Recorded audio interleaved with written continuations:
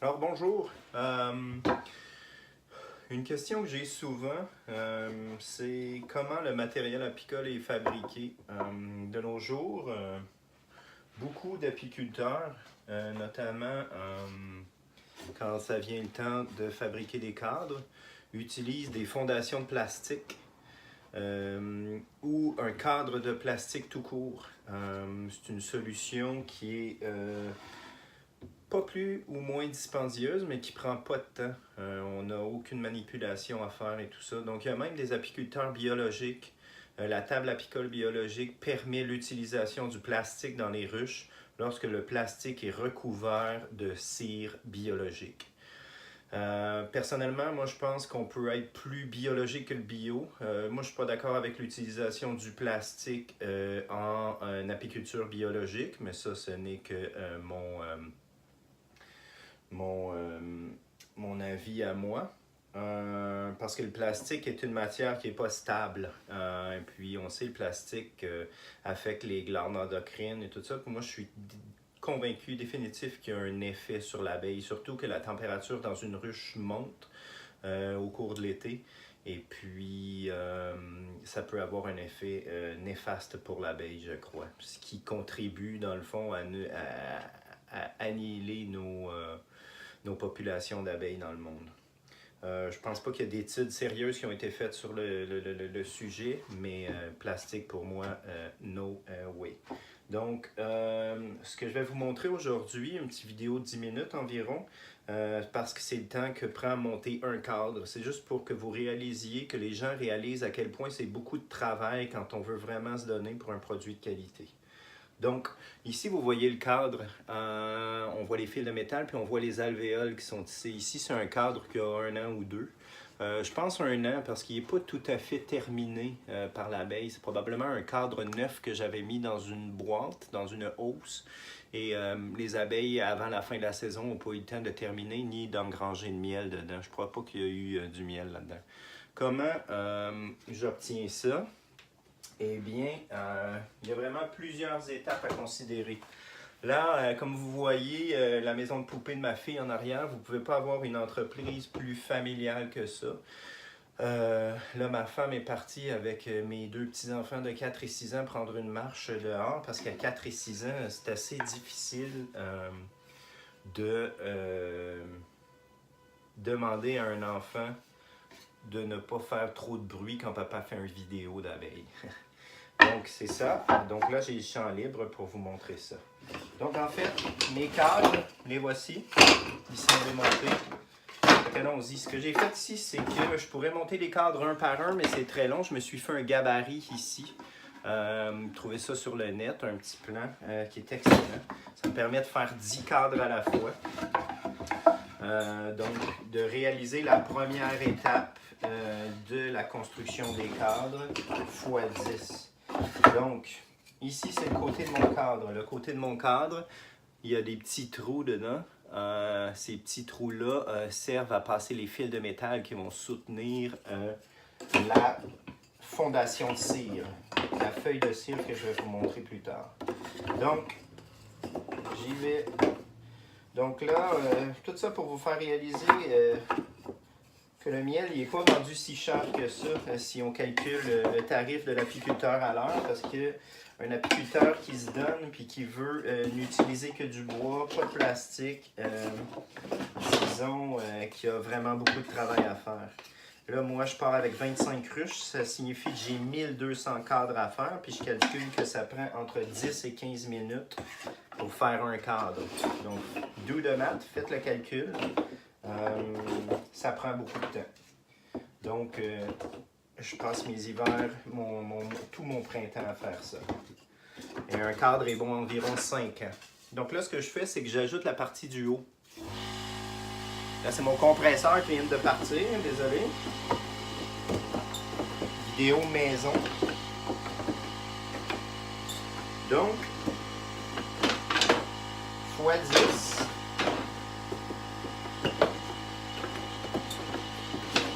C'est le haut de mon cadre.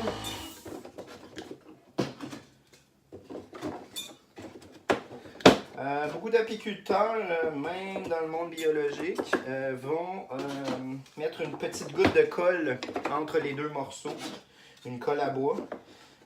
Ça solidifie vraiment la chose, mais encore une fois, la colle est un produit hautement toxique. Et puis, même si c'est écrit non toxique sur le pot de colle, moi, j'y crois pas. J'utilise pas de colle. Ce que ça fait, c'est que lorsque le cadre... Lorsque le cadre est dans la ruche, désolé. Donc, lorsque le cadre est dans la ruche, l'abeille va sécréter de la propolis pour désinfecter la ruche, l'aseptiser. C'est quelque chose de très, très collant. Donc, les cadres restent pris dans la ruche. Donc, lorsqu'on veut les sortir des fois avec notre petite truelle, il peut y arriver que le cadre se déface.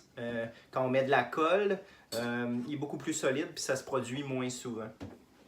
Moi, je prends vraiment le temps de le dégager avant de le sortir pour ne pas que ça se produise. Donc là, je cloue, ça va être bruyant.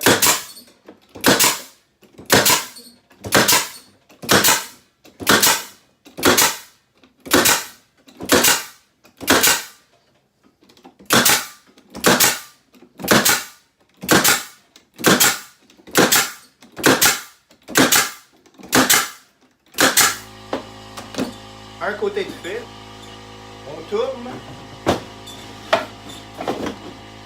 Maintenant, je mets le bas. La petite insertion ici, c'est pour insérer la feuille de cire. Je vais vous montrer ça plus tard. Donc, ça serait comme plaisant pour l'oreille que le compresseur ne parte plus pour le reste du vidéo. Là, j'essaie d'aller assez vite parce que de nos jours, hein, on fait tout hyper rapide. Et puis, quand on veut regarder une vidéo sur Internet puis qu'on voit que la vidéo dure 12, 13, 14 minutes, souvent ça nous décourage qu'on ne le fait pas. Donc, j'espère que je vais avoir le plus de personnes possible qui vont regarder cette vidéo-là jusqu'au bout. Donc, encore une fois, pas de colle, puis on cloue.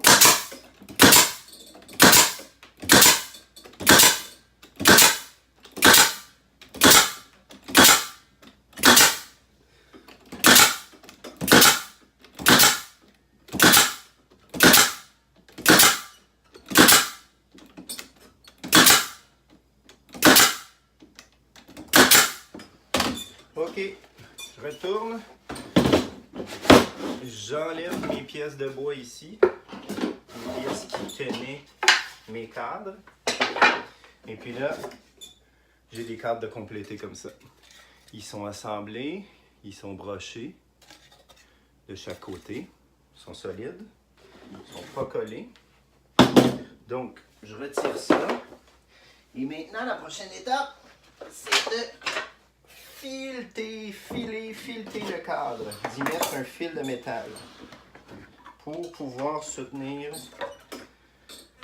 cette fameuse fondation de cire. Donc l'outil que j'utilise, c'est une planche à filer.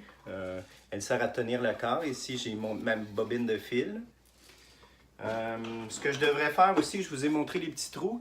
Je serais supposé insérer 8 petits œillets en laiton ou en aluminium. Parce que quand je passe le fil, je le tends énormément, puis le fil va tendre à couper le bois ici. Mais là, mon fournisseur m'a vendu des œillets qui sont beaucoup trop petits. Je les rentre, puis ils retombent toujours. Donc, de passer le fil par la suite, c'est tout à fait impossible. Donc, pour les besoins de la cause, et comme j'ai le temps présentement de faire cette vidéo, je ne vais pas utiliser d'œillet métallique à l'intérieur. Donc là, mon cadre est rentré. J'ai mon fil de métal. J'insère mon fil de métal dans les trous.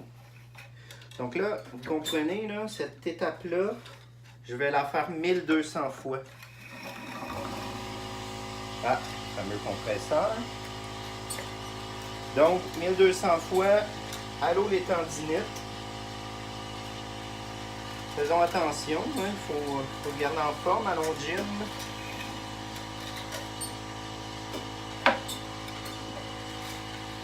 Vous voyez, la feuille de cire, le filage presque terminé. Ensuite, ce fil de métal-là, il doit tenir d'une quelconque manière. Fait que ce que j'utilise, ce sont de tout petits clous. De petits clous comme ça. J'en ai besoin de 2. Donc un ici, je tourne mon fil de métal comme ça.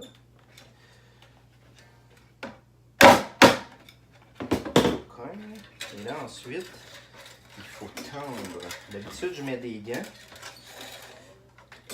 Mais là, puisque je fais toutes les étapes en même temps, j'en ai pas mis. Donc, il faut vraiment serrer le fil. Donc là, avec ma main ici, je tourne la bobine pour que le fil se serre. Écoutez ça. Donc, et voilà. Là, j'ai oublié de mettre mon petit clou dans l'excitation. Mon deuxième petit clou ici. Donc, mon fil de métal, je tourne ici autour de mon deuxième clou.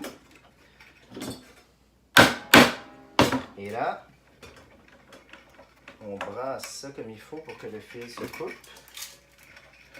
Et voilà. Ça, c'est complété. Vous voyez ici le fil. Donc, vous voyez, il a commencé à rentrer dans le bois un petit peu. Je ne l'ai pas mis trop serré. Donc, cette étape-là est complétée. Donc, ce que je fais d'habitude, c'est que je vais faire seulement du compresseur et assembler les câbles. Remplir une douzaine de boîtes ici dans mon sous-sol. Je fais ça le soir des fois quand les enfants sont couchés. Je trouve ça bruyant, mais ils adorent le fait que papa est autour et travaille pour ses abeilles. Ça les rassure. Ils s'endorment. Ici, j'ai une planche à insérer les feuilles de cire. Et ici, j'ai une feuille de cire. Regardez l'épaisseur de la feuille. C'est vraiment, puis regardez surtout, c'est toutes des alvéoles déjà imprimées dans une feuille de cire d'abeille. Ça sent vraiment bon. Ce qui va arriver, c'est que l'abeille, au cours de sa vie, elle a un besoin de sécréter de la cire.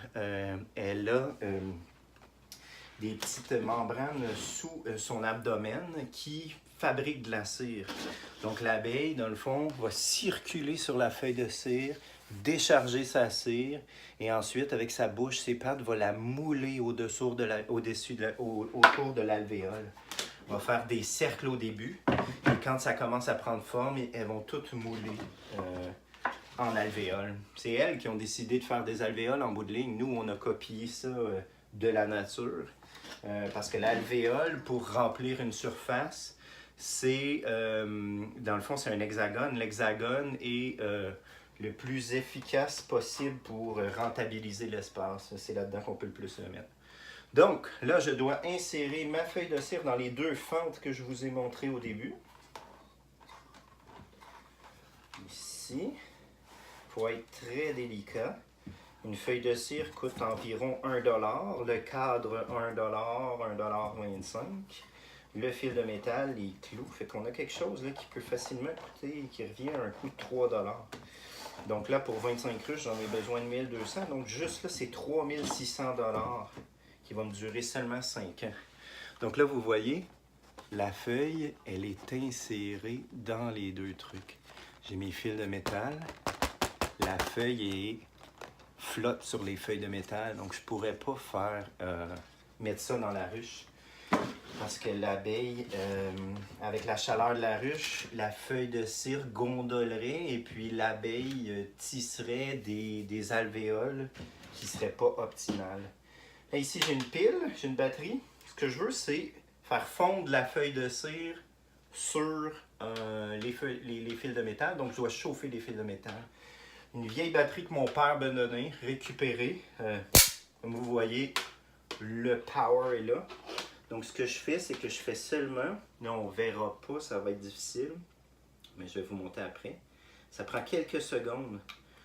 J'ai établi un contact sur le fil de métal et là, vous voyez, ça fond. C'est tout. J'ai fait le haut. Regardez, le fil de métal est entré dans la feuille. On le voit briller là. De ce côté-là, pas fait. Ici, puis regardez, les 2 du bas sont pas fondus encore. Je l'insère ici. Je fais passer du courant encore. 1, 2, 3, 4 secondes, c'est assez. Et voilà. Et c'est fait. La fondation est saisie sur les fils de métal. Donc, vous voyez, 15 minutes, j'ai assemblé 10 cadres, mais ensuite, ce qui prend un bon 10 minutes, c'est le filage, les clous, la feuille de cire. Ensuite, je suis prêt. C'est ma partie du travail. La partie du travail des abeilles, c'est de cirer tout ça. J'avais... Là, je suis un petit peu distrait. J'ai probablement laissé en haut. Bref.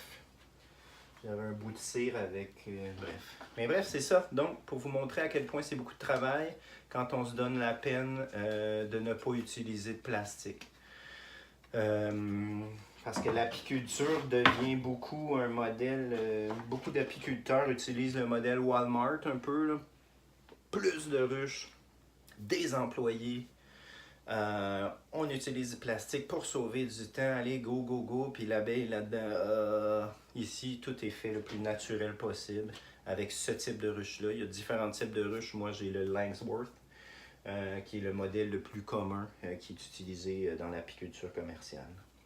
Donc, j'espère que ça vous a plu. Une petite partie du travail d'apiculteur ici.